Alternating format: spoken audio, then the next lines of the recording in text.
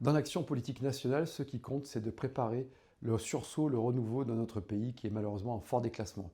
Et cela ne se fera pas avec les recettes du passé.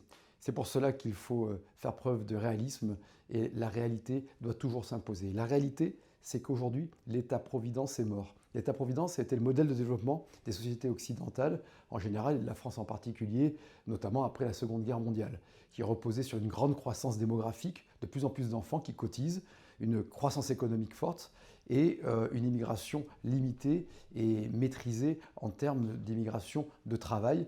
Or aujourd'hui, on ne fait plus d'enfants, on en fait de moins en moins, on vit de plus en plus vieux, donc le système ne peut pas tenir, il explose, c'est une pyramide de Ponzi, que parallèlement, on n'a plus de croissance économique, et qu'enfin, l'immigration n'est plus maîtrisée, elle est débridée, et c'est une immigration de peuplement.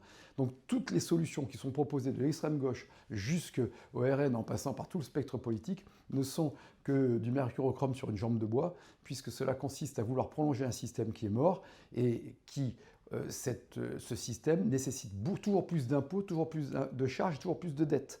Et c'est avec cela qu'il faut rompre. Et c'est ce que propose Nouvelle Énergie. Et pour, à la place de l'État-providence, eh bien, de proposer autre chose pour le XXIe siècle, un État performant, c'est un État moderne, un État qui utilise les technologies actuelles de l'intelligence artificielle numérique, un État qui revoit l'organisation des pouvoirs publics pour recréer de l'émulation locale et de la performance locale par une décentralisation qui repose sur la responsabilité individuelle des élus et de ceux qui les mandatent, c'est-à-dire des habitants. Et c'est pourquoi il faut revoir tout le système fiscal.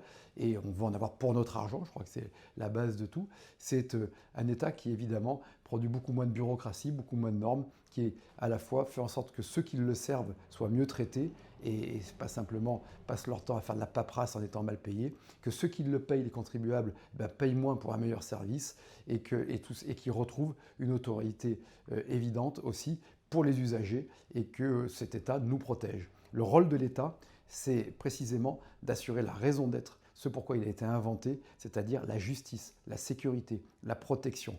Plus l'État-providence s'est développé, moins l'État a été performant dans ce qui fait sa caractéristique, ce pourquoi il a été inventé, je le répète, c'est-à-dire la justice et la sécurité. Eh bien, on va inverser cela, on va prendre acte de la mort de l'État-providence. C'était un modèle qui a fait ses preuves dans le passé mais qui ne peut plus fonctionner. Et on va bâtir avec Nouvelle Énergie un État-performance. Et c'est comme cela que nous porterons une espérance pour la France et que la France à nouveau sera respectée dans le XXIe siècle, sera source de prospérité, de sécurité, d'émancipation et tout simplement une source d'espérance.